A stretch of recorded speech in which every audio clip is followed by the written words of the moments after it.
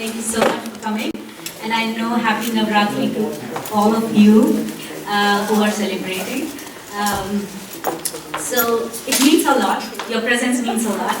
On behalf of Inner Eye, I welcome you all. And I have my friend with me, Shailaja Dikshit. Please give a big round of applause. Yeah, before even I introduce Papa, I would like to introduce Shailaja. Most of you must be already knowing her, but let me formally introduce. Shailaja is a trained domestic violence advocate, currently working with local women's organization in the Bay Area. She is passionate about women's rights, human rights, and social justice. Shailaja earned her master's in mass communication from the University of Florida. In her spare time, she loves to read books, attend local theater, and connect with people and communities. I have added it, and the biggest introduction to her is she is co-founder of Rewire and hosts a radio show, Jaagte Raho. And because of her, radio show, many of us are aware of all the, non-profit organizations who are doing amazing work. So please give a big applause. Thank you, Shailaja, for being so compassionate and bringing all of us together in so many occasions. And if you are wondering why she's here, So, Papa has some, he'll be speaking in Hindi, and Shailaja will help him out in translating whatever he's speaking. So, that's a big thing. Good. Welcome, Papa.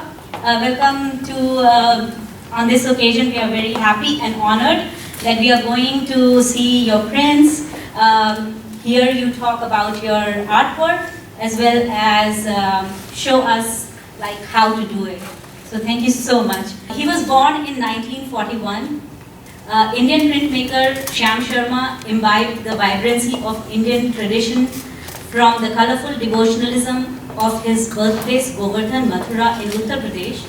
This place is famous as the birthplace of the supreme god of Indian devotionalism, Bhakti, the Lord Krishna. Thus, Shyam Sharma's childhood vision was steeped in the pristine symbols and imagery of human and divine love. This appears in his work, where one can find the Krishnite concept karma as the supreme principle, which has inspired his 5 decades-long artistic journey and personality, exuding extraordinary humbleness. Shyam Sharma got his first experience in the art of printmaking from the printing press of his father during his childhood. Impressions of words and color on the printed page made him aware of the mesmerizing medium of printmaking as a form of expression. Later, he joined Lucknow Art College to get an education in fine arts. During this period, he explored the techniques of woodcut prints. From there, he went to innovate in other forms of printmaking. After completing his education, he joined Patna University as Assistant Professor of Art. He stayed there until his retirement in 1999.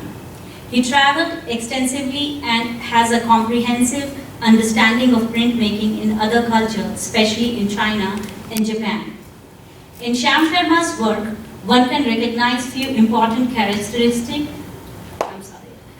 First, throughout his long artistic career, his work displayed a tendency of constant innovation. I'm not going into that part because he himself is here and he'll be talking about it. So I would just wrap it up with mentioning a few of the awards which he has received national and internationally. In 2018, he got Lifetime Achievement of Honor by Department of Culture, Department of Bihar. 2017 Lifetime Achievement Honor by Prafulla Dhanukar Foundation, Mumbai. 2012 Abul Kalam Shikhar Samman, Government of Bihar. Kala Samman, Department of Culture, Bihar. Veteran Artist and Honor, All India Fine Arts and Craft Society, New Delhi. From 2000 to 2002, he was Senior Fellow at Department of Culture, Government of India, New Delhi. And and he received National Award for his printmaking in 1988. He has been also a chairperson of National Gallery of Modern Art in the advisory committee. Thank you so much. With that, I would like to come up.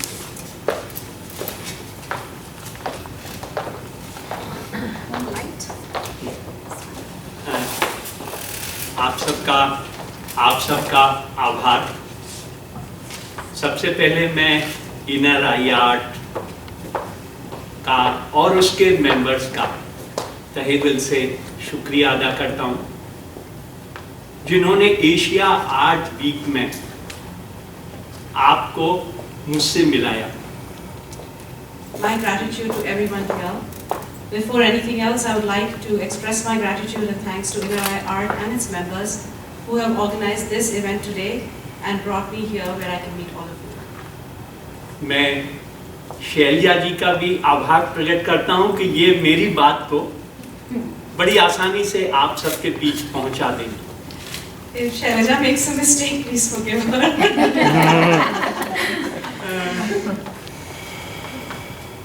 मित्रों, visual art में print making बहुत पुराना medium है।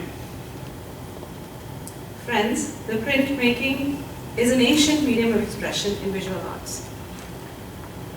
ये medium ऐसा medium है कि आदमी के जीवन के साथ ये ग्रो किया और आज ये पूरा तरह एक कला का माध्यम बन गया। This medium is such a medium that it grew with the human life and today it has become a complete art form by itself. Printing technology के बाद After printing technology, ये मीडियम कंटेम्परेरी आर्ट का बहुत ही powerful medium सामने आया। this has emerged as a very powerful medium for contemporary art. इसका pleasure painting से एकदम अलग है। Its pleasure is very unique and different from that of painting. Print making मुझे चैम्बर म्यूजिक की तरह लगता है। Printmaking to me feels like chamber music. इसमें वो ताकत है इस मीडियम में कि एक ही ब्लॉक से सिल्वरी ग्रे से क्रॉस ऑफ ब्लैक भी हम प्रोड्यूस कर सकते हैं। This medium has the capacity to be fluid and from silvery gray to black. It can span all the ranges. विश्व के महान कलाकारों ने ड्यूरर, रेम्ब्रांड, पिकासो, मुंच और there are so many artists. They gave us beautiful artwork in printmaking. मित्रों, मैं print making का student हूँ। 55 इयर्स से मैं इसी मीडियम में काम कर रहा हूँ, इसको एक्सप्लोर कर रहा हूँ। Friends, I have been a student of printmaking for the past 55 years and have been exploring and growing in it. ये मीडियम इतना इंटरेस्टिंग मीडियम है कि अपनी बात जो आर्टिस्ट कंसीव करता है उसको कहने में एकदम सफल है। This medium is very interesting because the artist can express their viewpoint or what they want to say very successfully. Printmaking में बहुत सारे मीडियम्स हैं, etching, lithography, aquatint, mezzotint, lithography, seriography and digital print. There are so many mediums, techniques in printmaking medium. पर मैंने एक ही medium को 50 साल मैंने इस मीडियम में काम किया। इस मीडियम में टेक्निकल लिमिटेशंस बहुत हैं, उनके बावजूद मैंने फ्लैट लकड़ी से लाइट एंड शेड क्रिएट किया। मैंने लकड़ी के टेक्सचर्स को एज इट इज, जो प्रकृति ने कार्य किए हैं उसको एज इट इज अपने वर्क में ट्रांसफॉर्म किया। There are many techniques to this art form, but I have stayed with one technique for the past 50 years.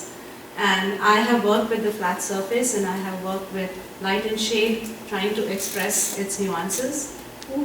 मैंने लकड़ी की टूटन को भी प्रिंट में जगह दी है।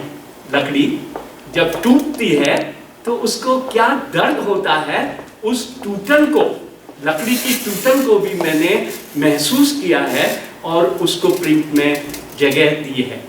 I have felt the pain that the wood piece feels when it's broken, and I have tried to express that splintering in my art form.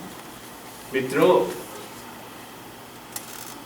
इस technique के बाद मैंने कुछ इनोवेटिव टेक्निक्स में भी काम किया है। मैंने मिट्टी की स्लैब पर जो क्रैक्स बन जाते हैं उनको भी अपने वर्क में एक्सप्लोर किया है। I have also tried to explore the cracks that you will see on mud when it's big, and express that in my art.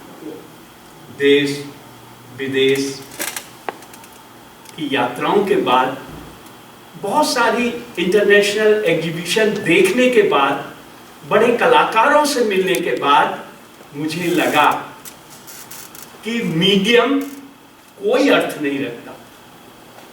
Medium से बड़ा है कि उस मीडियम से हम क्या चीज प्रोड्यूस कर रहे हैं। After having traveled abroad, seen artists internationally and at home, I finally think today that perhaps the medium itself holds no meaning. It is what we express through the medium that is really important. कुछ साल पहले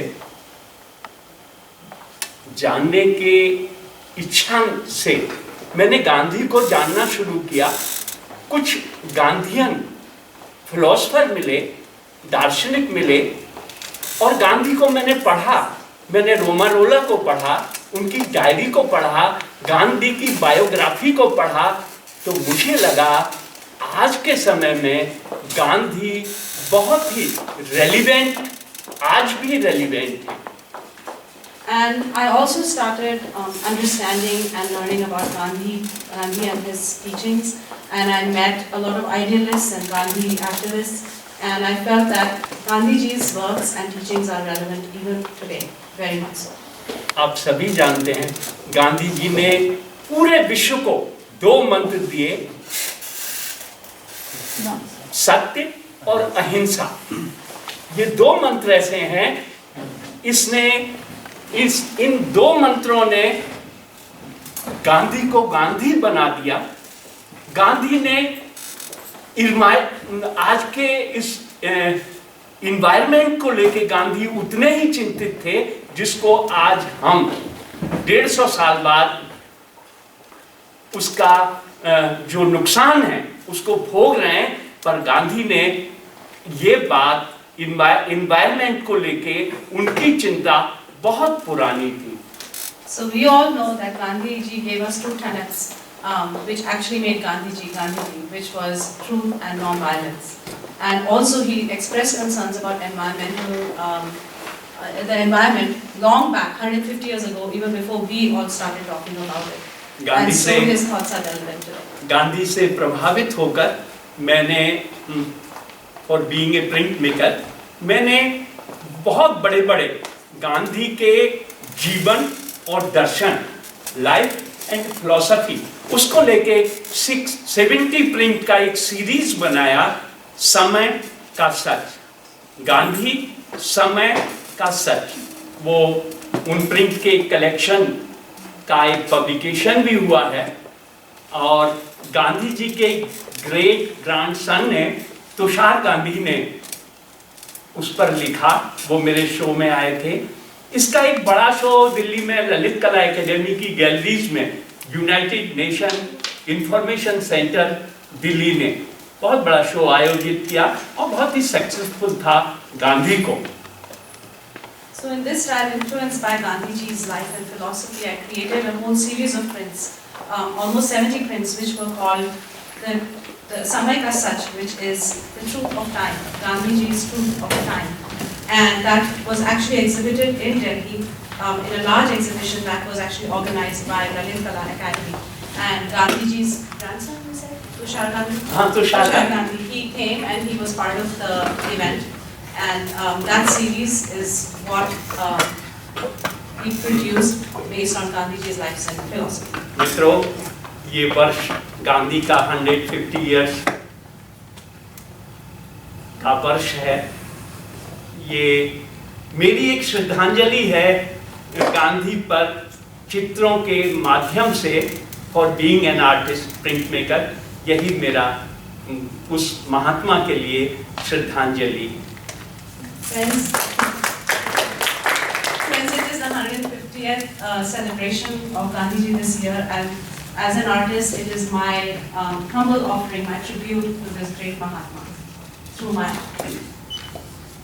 ये मैंने अपनी एक छोटी सी कला यात्रा, journey of my print making, आपको बताया regarding my techniques, regarding my thoughts, thinkings. अब ओरिजिनली मैं करता क्या हूँ वो आप देखिएगा कि मैंने प्रिंट मेकिंग में कुछ ऐसे इनोवेटिव मीडियम्स जो हमारे आस पड़ोस में हैं उनको मैंने यूज किया है। आज विजुअल आर्ट में पेंटिंग बहुत पॉपुलर है। आप हर घर में पेंटिंग्स देखते होंगे, पर जो क्रिएटिव प्लेजर है प्रिंट का, वो ठीक वैसे ही है जैसे ब्लैक कॉफी, रॉ कॉफी और स्वीट कॉफी में होता है। एक ऑर्केस्ट्रा और एक चैम्बर म्यूजिक में जो फर्क होता है उसी का प्लेजर है। अगर हम ये प्लेजर डेवलप करेंगे तो हमारे एस्थेटिक ब्यूटी, हमारे अंदर एक एस्थेटिक सौंदर्य बोध जिसको कहते हैं उसका डेवलपमेंट होगा, और उससे हमारे जो रोजमर्रा का जीवन है, जो डेली लाइफ है, वो बहुत ही और भी सुखमय होगी जब हम ऑफिस से काम करके आएंगे और एक ओरिजिनल आर्ट वर्क के सामने बैठेंगे तो डेफिनेटली वो आपके टेंशन को रिलीज करेगी। हर ड्राइंग रूम में चित्र लगाने का ये भी एक मकसद है। ये खाली इंटरटेनमेंट नहीं है कि हमने घर में 5 पेंटिंग लगा ली। पेंटिंग का इनडायरेक्ट मीनिंग है कि आपके सुख और दुख में आपके साथ हो, वो आप जब बाहर से आए तो आपको एक प्लेजर दे और घर में एक एस्थेटिक एनवायरनमेंट पैदा हो। Thank you very much.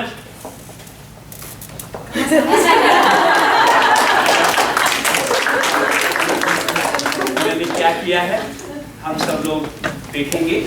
मैंने अलग अलग पीरियड के अलग अलग कुछ आर्ट वर्क सेलेक्ट किए हैं।